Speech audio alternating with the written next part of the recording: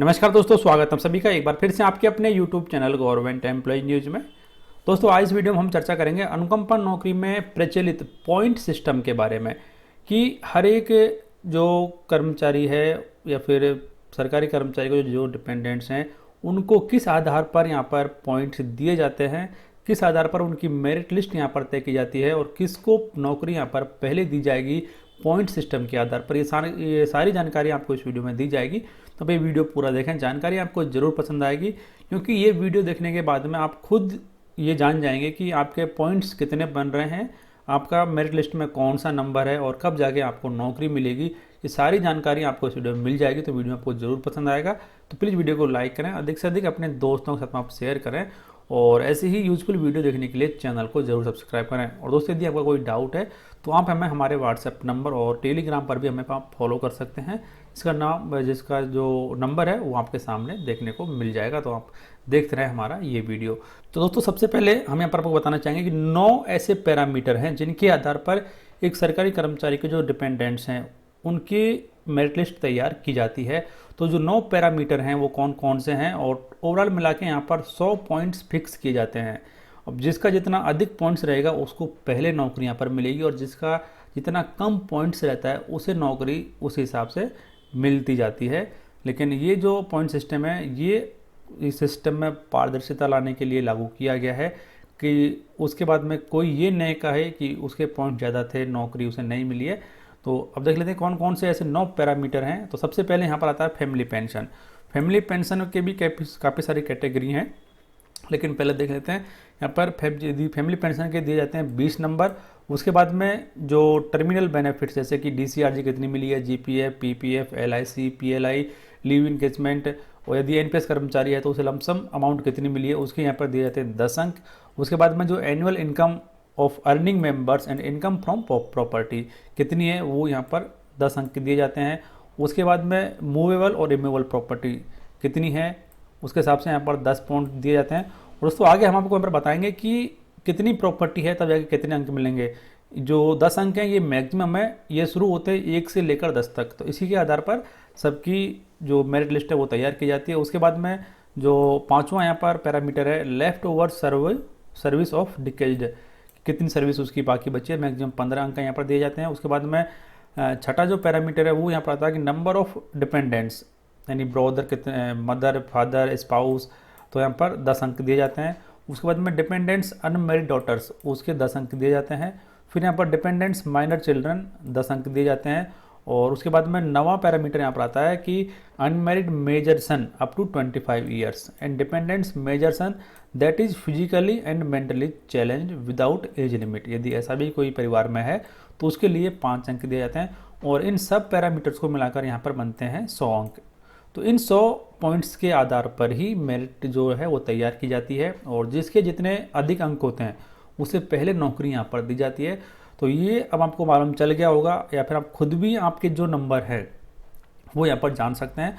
और अब हम आपको हर एक जो पैरामीटर है उसके बारे में अलग अलग कैटेगरी हैं कि यदि आपकी इतनी पेंशन है तो आपको इतने अंक मिलेंगे, यदि आपकी डिपेंडेंट्स इतने हैं तो आपको कितने पॉइंट्स यहाँ पर दिए जाएंगे, तो वो भी यहाँ पर आप देख लीजिए। लेकिन दोस्तों वीडियो थोड़ा बड़ा हो सकता है, लेकिन आप ये वीडियो पूरा देखें क्योंकि इस वीडियो में आपको जो अनुकंपा नौकरी में पॉइंट सिस्टम है उसके बारे में पूरी जानकारी यहाँ पर आपको दी जाएगी और ये वीडियो आपके लिए काफ़ी ज़्यादा फायदेमंद साबित होने वाला है, तो वीडियो पूरा देखें।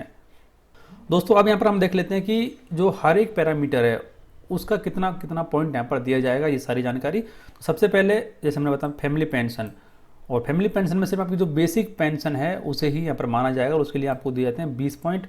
तो यहाँ पर अब फैमिली जो पेंशन है उसे 7 कैटेगरी में पर बांटा है कि जिसकी पेंशन यहाँ पर 10,000 तक है तो उसे दिए जाएंगे मैक्सिमम 20 पॉइंट। जिसकी पेंशन 10,001 रुपये से लेकर 13,000 है उसे यहाँ पर दिए जाएंगे 18 पॉइंट्स। जिसकी पेंशन 13,000 से लेकर 16,000 के बीच में है 16 पॉइंट दिए जाएंगे। और उसके बाद में 16,000 से 19,000 जिनकी पेंशन है उन्हें दिए जाएंगे 14 अंक। फिर 19,000 से लेकर जिनकी पेंशन 22,000 तक है उन्हें दिए जाएंगे 12 अंक। 22,001 से लेकर 25,000 पेंशन वालों को दिए जाएंगे 10 अंक। 25,001 से लेकर 28,000 तक जिनकी पेंशन उन्हें दिए जाएंगे 8 अंक। और जिनकी पेंशन 28,000 रुपये और उससे ज़्यादा है उन्हें दिए जाएंगे सबसे कम 6 अंक। तो यहाँ पर आपको मालूम चल गया होगा कि पेंशन के आधार पर किस तरीके से पॉइंट यहाँ पर आपको दिए जाते हैं। मैक्सिमम 20 पॉइंट हैं और कम से कम यहाँ पर दिए जाते हैं 6 पॉइंट। तो उसके बाद में जो टर्मिनल बेनिफिट्स हैं कि आपको जो कितने से लास्ट में आपको लमसम अमाउंट मिली है, DCRG मिली है, ग्रेच्युटी मिली है, GPF, PPF, LIC सबको मिलाकर कितना पैसा यहाँ पर आपको मिला है। तो यहाँ पर मैक्सिमम 10 पॉइंट हैं और हर एक अमाउंट के हिसाब से यहाँ पर जो पॉइंट है वो यहाँ पर दिए गए हैं। तो जो 2000 यानी 1 जनवरी 2016 के बाद वाले जो डेथ केस हैं उनमें अमाउंट यहाँ पर दी गई है और जिनकी मृत्यु 1 जनवरी 2006 से लेकर 31 दिसंबर 2015 के बीच में हुई है उनको इस कॉलम के हिसाब से पॉइंट दिए जाएंगे। और जिनकी मृत्यु 1 जनवरी 2006 से पहले हुई है यानी जो कि 2006 से पहले वाले केस हैं उनको इस अमाउंट के आधार पर पॉइंट दिए जाएंगे, जो कि मैक्सिमम यहाँ पर रहते हैं 10 और न्यूनतम रहेंगे यहाँ पर 0। तो आप देख लीजिए कॉलम के हिसाब से कि आप कौन से केस में आ रहे हैं। यदि आपकी जो फादर या मदर हैं जिनकी मृत्यु 1 जनवरी 2016 के बाद में हुई है और कितनी उन्हें यहाँ पर लमसम अमाउंट मिली है तो उन्हें कितना पैसा यहाँ पर मिलेगा।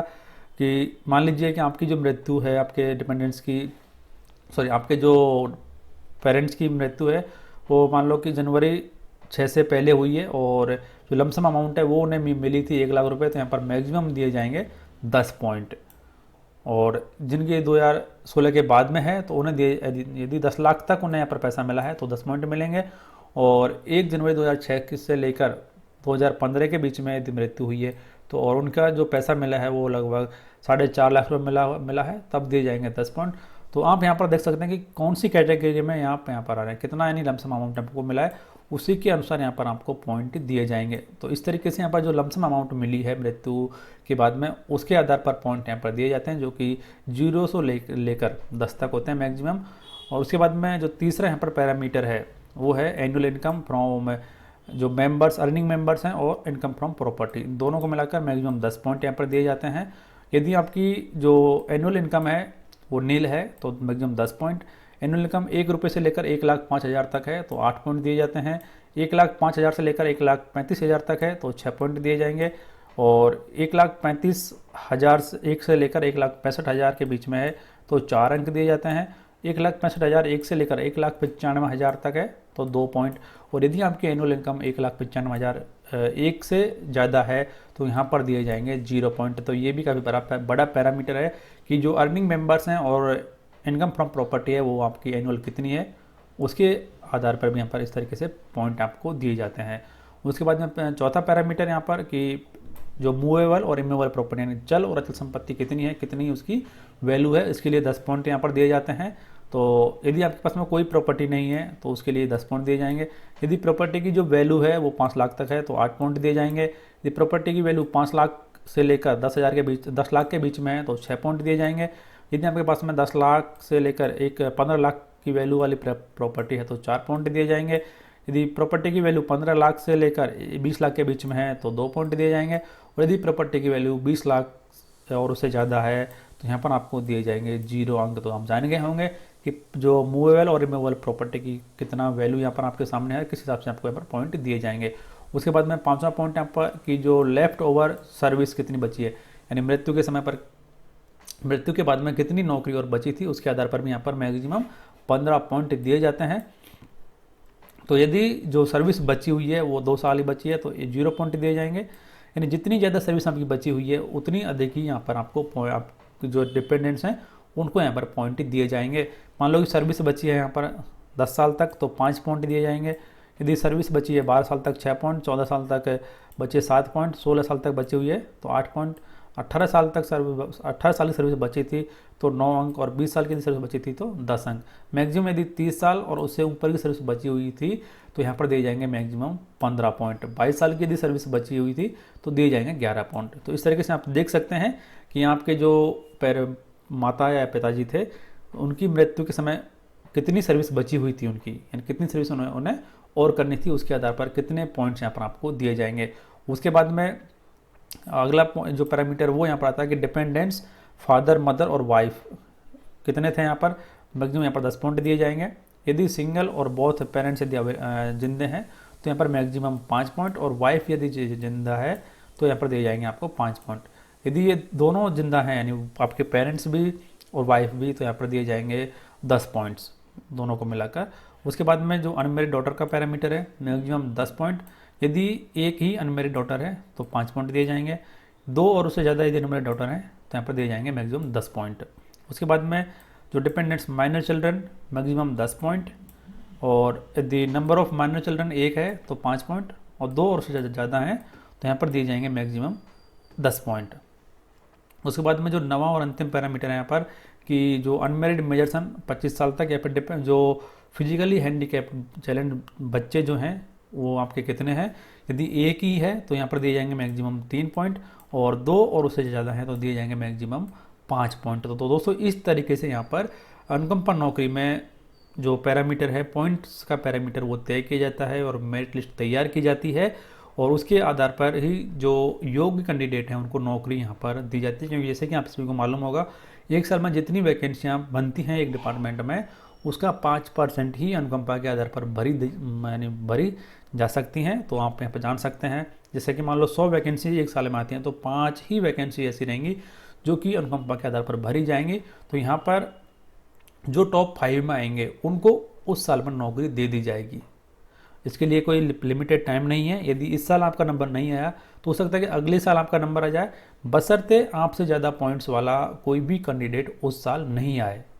यदि आपसे ज़्यादा पॉइंट्स वाला कैंडिडेट उस साल में आ जाता है तो उसको नौकरी पहले दी जाएगी और आपको यहाँ पर नौकरी के लिए और इंतज़ार करना पड़ेगा। तो करते हैं कि ये वीडियो देखने के बाद में आपको ये मालूम चल गया होगा कि किस तरीके से यहाँ पर पॉइंट सिस्टम या फिर पॉइंट्स फिक्स किए जाते हैं, किस तरीके से प्रायोरिटी लिस्ट तय की जाती है और किसको पहले यहाँ पर नौकरी दी जाती है। तो वीडियो में दी गई जानकारी आपको पसंद आई, अच्छी लगी तो वीडियो को लाइक ज़रूर करें।